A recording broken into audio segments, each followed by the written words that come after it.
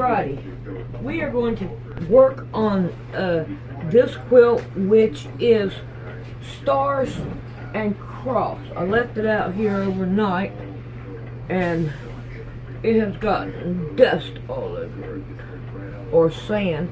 I don't know what causes that, but we're going to roll this right here up to right about here. Whoa, to right about here, and we're going to take these pins out and we're going to sew it down.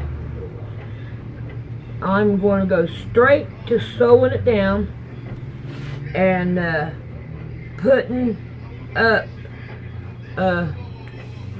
how to hunt, because that's where we're at. Mama Cat, I don't need you up here. You are going to have to go. Go, go, go, go, go, go. Alright, we are going to start on the middle one and work our way out. Alrighty.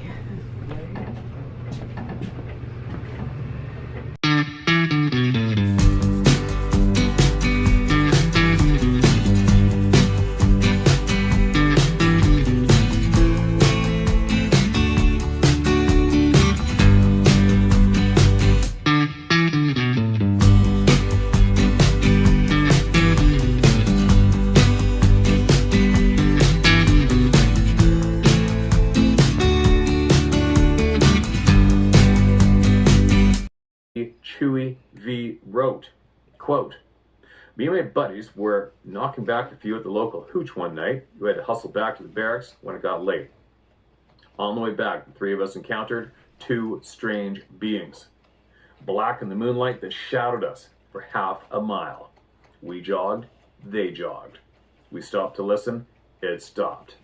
Then in unison we turned and poured on the lung power and waving our arms wildly, causing the freaky things to peel off into the woods. Surprised that we stopped them. We kept running, double timing it back, and never said a word. No, not one word to a living soul. Ridiculed by fellow soldiers over fear of a Section 8, which is old school terminology for mentally unfit for duty, often keeps on-base sightings of Bigfoot to a minimum." All right. Well, one more paragraph here. In a follow-up bit of correspondence, I pressed Chewy for a description, and he said due to the alcohol he consumed, the creature was a blur in the dark. He recalled they were black or dark and big, which he wrote in capital lettering. They might have been wearing furry stadium coats. The informant was looking for any validation that the monsters might have been Bigfoot-like creatures. What would you have told him? Chewy Vargas, Nevada, 2002. As if for a curtain call for all things Fort Bragg, in September 2011, this interesting addendum presented itself. Quotes, Staff Sergeant Joshua Ford, a spokesman for the 82nd Airborne Division, said, "A load of ammunition went missing from the 1st Brigade combat team at Fort Bragg Army Base." What? The brigade was placed on lockdown while officials conducted a search for the missing ammunition, generally used in M4 and M16 rifles. The missing 5.56 millimeter ammunition is valued at about $3,600 and can be purchased at any Walmart, according to an official familiar with the investigation who spoke to Reuters only on condition of anonymity. The interesting part of the report was, what man can hide 14,000 rounds of ammunition on a secure army base? Who carries off that much ordnance without being seen? Curious if the ammunition was ever found. I phoned the base. Getting any kind of information was like pulling teeth.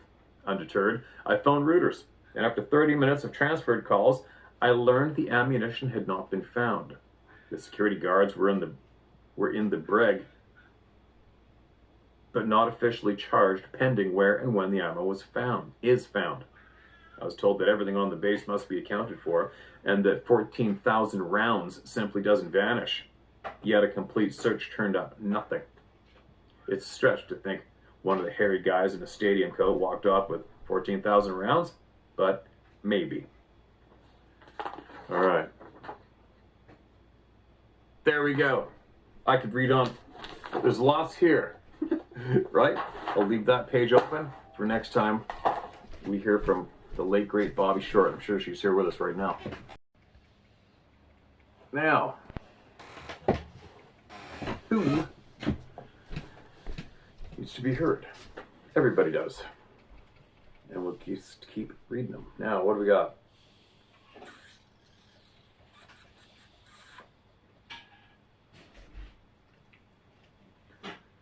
This, okay, well, this is titled, it's titled Rad now. This is titled, The Ilud, E-L-I-O-U-D, Ilud. Excuse me. I've recently heard of a woman who had these creatures on her property, and she shared an encounter where one of these things mind spoke to her and told her he was the ilud and was looking for redemption from God. Now, she wasn't sure what an ilud was, so she called in to ask. The host didn't know, so did some research and was shocked to learn what they are. The ilud are the children or descendants of the Nephilim. There you go. End of email. Every little tidbit helps. What do you think of that one? Interesting, right?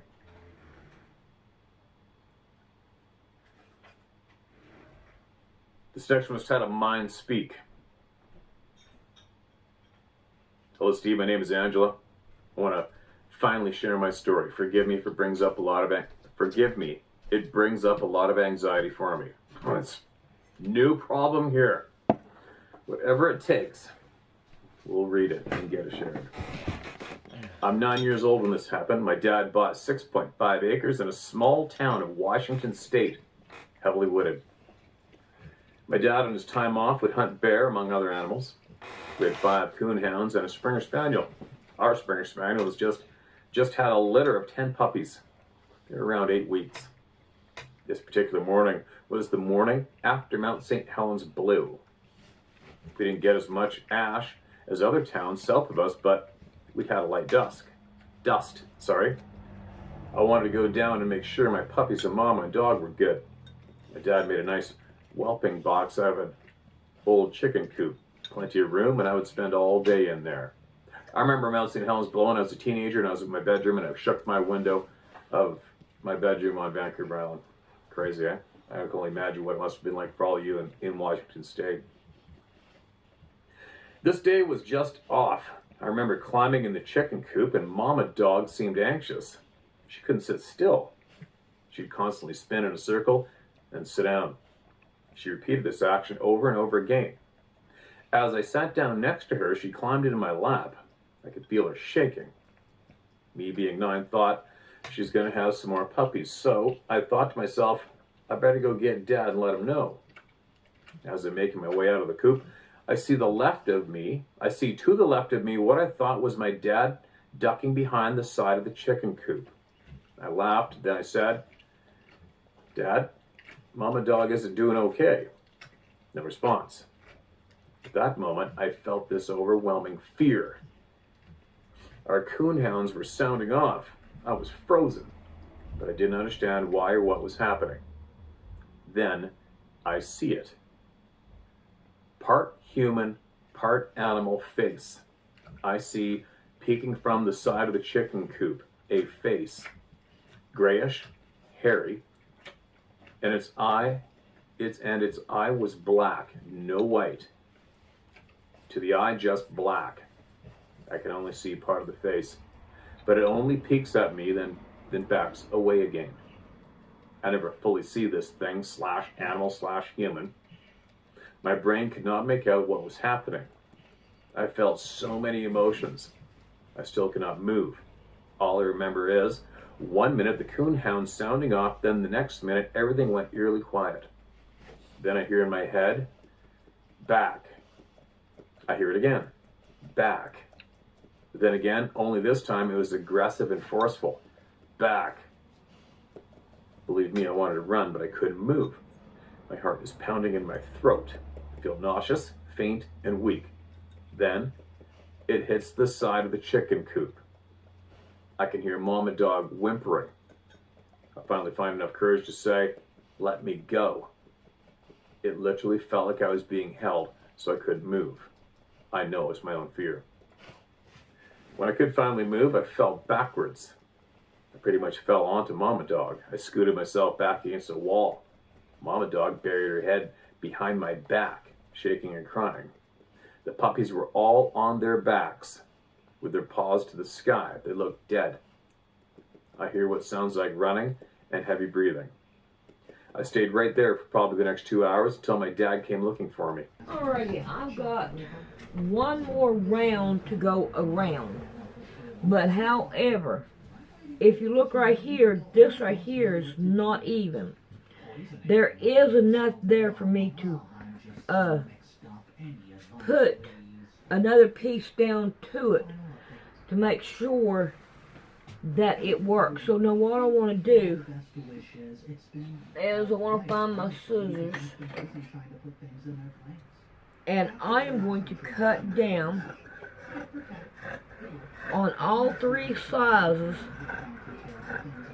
and get me a piece of material that I can sew right there to make it work. When my dad came to the coop, he said, I looked as white as a ghost. Asked me if I was okay. I couldn't talk. All I could get out was, yeah, I don't feel so good. I still have big feelings come over me when I talk about it. I've never felt fear like that in my life. Oh, here's that sentence. I have never felt such a negative energy like that ever. That's interesting, isn't it? Negative energy. Just the presence of this thing made everything around me change. I hate being scared or feeling fear of anything or anyone. I will not allow their presence to control me ever again. I know they're here. And I know there are other things, /beings, /animal hybrids, etc. we share our world with. But I belong here. My children and grandchildren live on this beautiful earth too. They better fall in line, get it together, and learn to share. A few things I don't understand. How can they mind speak? I could hear this being, but it was in my head. I hope that makes sense.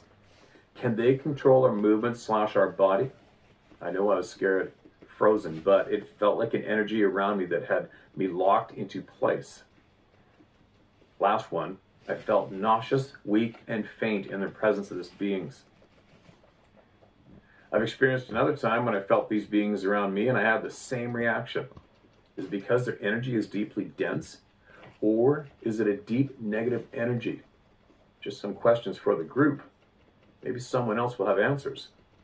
Thanks, Steve, for providing a safe place for all of us to share.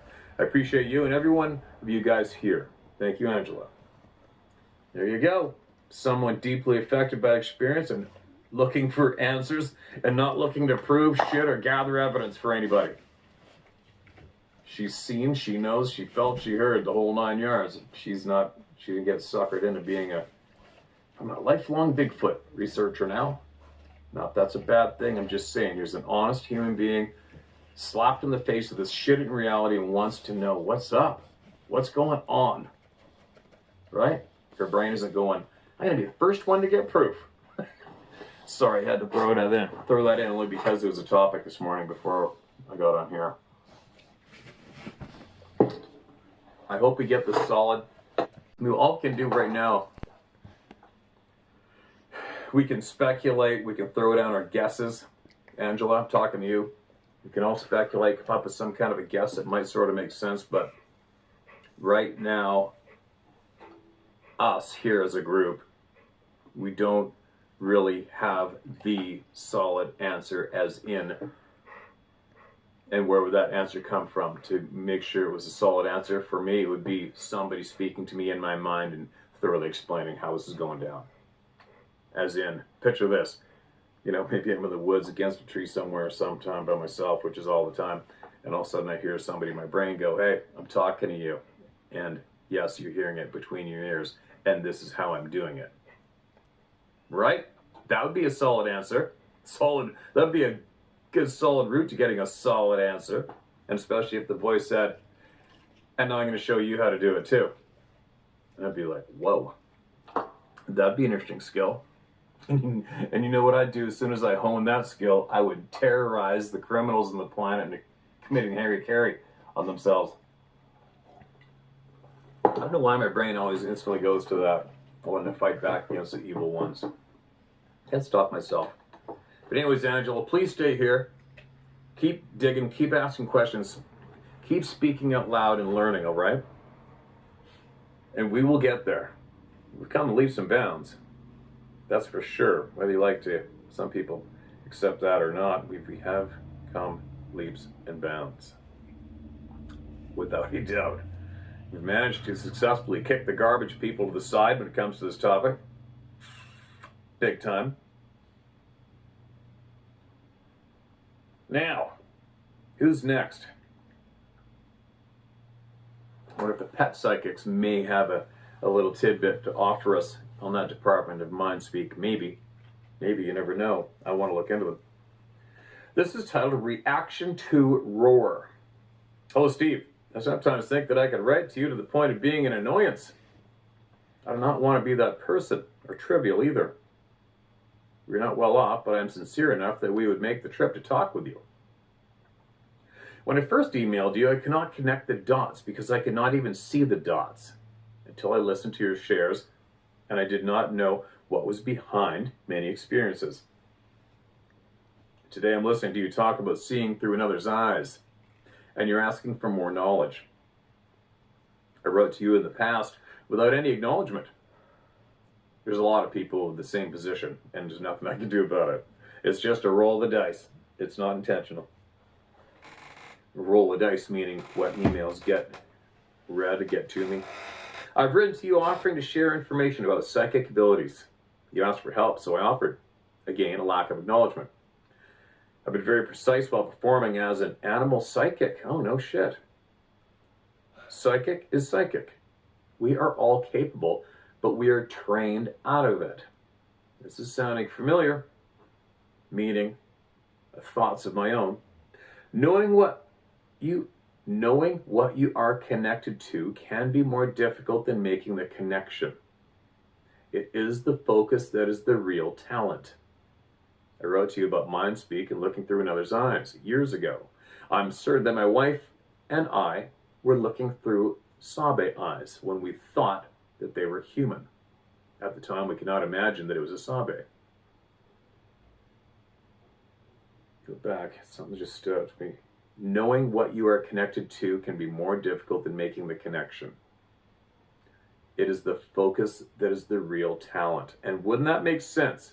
Right as we are thrown into the public school system and taught to sit there in that enclosed room, facing the front, don't say a word, ask for permission for every move you make, including going to the bathroom. And listen to that stranger at the head of the class dictate to us and repeat what they say. And if you don't repeat what they say correctly at the end of the whatever, then you're going to be deemed as a failure. Alrighty, there is my imperfect signature patch. And my cat. She's following me. She wants something. I know, it's pounce time. It's time to give her pounce. Well, y'all gonna have to wait. Alright, move it out of the way. Come on, move, move, move. Move, move, move, move. Alright, what we're gonna do is we're gonna measure it and see how big it is.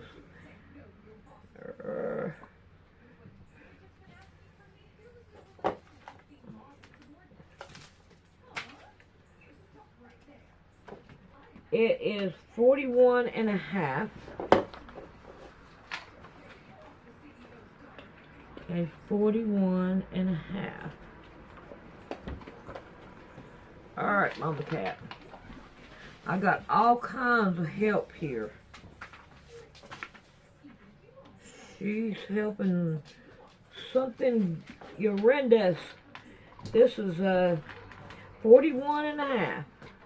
Come on, Mama Cat. So we got 41 and a half by 41 and a half. So there it is. Ouch, that pin hurt. I got the name of it on there so I can see it better and all. So I hope y'all enjoy, and we will see you later. I wonder how many people out there are seeing what I'm seeing when I repeat my little scenario. I wonder how many of you are picking up what I'm putting down. Maybe I'm right, maybe I'm wrong, but at this stage of the game, I am firmly convinced myself that I'm right. That is possibly one of the worst things we can do, is putting our children, our babies in that room with a stranger and putting them through that brainwashing, those brainwashing years. I have a funny feeling that is mistake number one when it comes to our concern of everybody having a full, equal opportunity of living a free, happy, and healthy life. I am firmly convinced that submitting our children to those rooms with those teachers is the beginning of the end for freedom. Prove me wrong. Prove me wrong. I can back that up pretty easy, right? It's pretty easy to prove me correct, though, is it not? Sorry for the interruption, but think about it. Everything's pointing to us having our original talents rubbed out, and that's how you're going to rub them out. Right? Next sentence. You speak about parents' need to inform their children. I agree, yet I can now see many times that my father lied to me about Sabe, and I do not know why. After listening to you, I decided to bring the subject up with others. I found that it did not matter about the quality or quantity of information shared. I was generally labeled crazy. There's been one large exception. I was eating breakfast with a good friend one morning, and I beat around the bush for a while. My friend was a hunter, fisher, sailor, gold panner, and all-around lover of the outdoors. Damn it. Sorry, lost my spot. After a while, I was direct. Not only did he not treat me like a nut, but he was excited to have someone to share his experiences with. He told me good stories of happenings on the Klamath River in Northern California. Still, he did not want me to share his story. Yesterday, I found him dead on his bathroom floor. Ah, that sucks. It appeared that he had fallen while getting out of the shower. He'd been having serious health problems, so this was likely a blessing. I am now free to repeat what he said, but why? Why did he and others have to fear the ridicule of the ignorant and often stupid, useful idiots? Quick interruption. I'm sorry, but I might forget at the end. It just dawned on me about the ridicule, the fear of ridicule. Would that not come from being submitted into that room full of other children, 20 or 30 or 40 of them, at a very young age, and then being asked questions in front of all those other kids who are potentially going to laugh at you and pick on you at recess or lunch or whatever? Is that possibly, maybe, the start of us being scared of ridicule from each other? Does this not make sense? Think about it. My brain's really going down this rabbit hole. Would that not be the start of us being conditioned to be scared of ridicule from each other? Put us in a room as young children, throw a bunch of shit at us, and then make us publicly repeat what we were taught in front of everybody. Go over our tests in front of everybody. Here comes Adventure Dog. Hey, Bobby. Do you know what I mean? See what I'm getting at? maybe that is the beginning of us being conditioned to be scared of each other for saying the wrong thing, doing the wrong thing, or having the wrong answer. Take note. Sorry, as the phone shuts off. All right. Lately, I've spoken about happenings at United States Marine Corps bases, specifically Quantico, Virginia, Camp Pendleton, and 29 Palms, California. I went to grade school near 29 Palms, and later I was stationed there and at Camp Pendleton. I explained to you in a previous email what I was told while on guard duty one night at Camp Pendleton. The story was fairly insignificant, but I brought it up to help tie things together. Now, I am the father who needs to be responsible and inform his children of what is out there. My daughters are 25, 26 years old, and they both spend a good amount of time in nature. My younger daughter is a Marine Corps combat platoon officer. She's stationed at Camp Pendleton, and she has been stationed at Quantico, Virginia 3 times. She deploys to 29 Palms regularly. My life has been as far from what is normal as you can imagine. She's seen much of it. Yet the look that my daughters give me when I bring Sabe up clearly communicates that they are certain that this time Dad is full of shit. It is easy to understand why people keep so much to themselves. In most of society, Sabe is a credibility killer. I do not want to be in fear of being honest. Unlike my friend, I will speak out and not hide to the grave. If you'd like a visit, then let me know. I'm certain that I'm supposed to make the effort. I find writing to be extremely taxing. It is what is hardest for me, and I really do not want to do it. I want you to know that we are very thankful for what you do, and we do our best to create well for you, Sarah and family. Appreciate that email. And then there's another email with your email in the same email. So I'm going to keep going. Hello, Steve. First, I'd like to say thank you for what you do and how you do it. Second, I want you to know that I think that sharing my name is meaningless. Do as you please. I was listening to an episode that you put out 8 days ago. Today's date is 29th December, 2023. The episode is new. Listen to this raw recording sent in along with. Please excuse my ignorance. Part of this is embarrassing. About 27 years ago, my wife and I heard a similar roar several times. I was not raised around moose, and I did not know much about them. I heard elk and other animals being very loud. I assumed the roar was a moose, therefore the sound did not alarm us much. Something about it bothered us, but we rationalized any good sense away. My decision to write this was not based on our experiences. I just threw that in to point out that ignorance can be bliss. What I want to share is my dog's reaction. I've had many dogs in my life. I've had German Shepherds in the past. Currently, we have 2 very large German Shepherds. Of the dogs that I've owned have had different reactions to television, both the visual and the audio. These dogs have not ever shown any type of acknowledgement of television. Today, they were lying on the floor near me sleeping as I listened to this episode. When the roar played, they both woke up and became quite alarmed. They stared at the television and out the window to the backyard. We have had unseen visitors there. After a couple of minutes, they laid back down, but they kept their heads up. Their ears were straight up for a few minutes, and they continued to look towards the backyard. They were obviously quite alarmed, and they did not relax for quite a while. I think that I'll have to play more of such audio for them and watch for their reaction. I was hoping to hear whether or not other dogs have obvious reactions from such audio. I've been listening to you for more than 3 years. I want you to know that it's been exciting and encouraging to witness your personal growth. I appreciate your ability to stay neutral, grounded, and open. These are major factors in a person's ability to learn, and boy, have you learned. Your ability to learn is an example that I am certain has benefited many. I'm certain that these and other traits accentuate your listeners' ability to glean pertinent information from your shares. I wish for you a very happy new year. Please tell Sarah and family that we send our love, and the whole family wish for them a happy new year also. I'm certain that they are a wonderful and positive part of your team. Again, thank you for all the valuable and humbling information that you have shared. Your value cannot be expressed. Best regards, Jeffrey Snyder.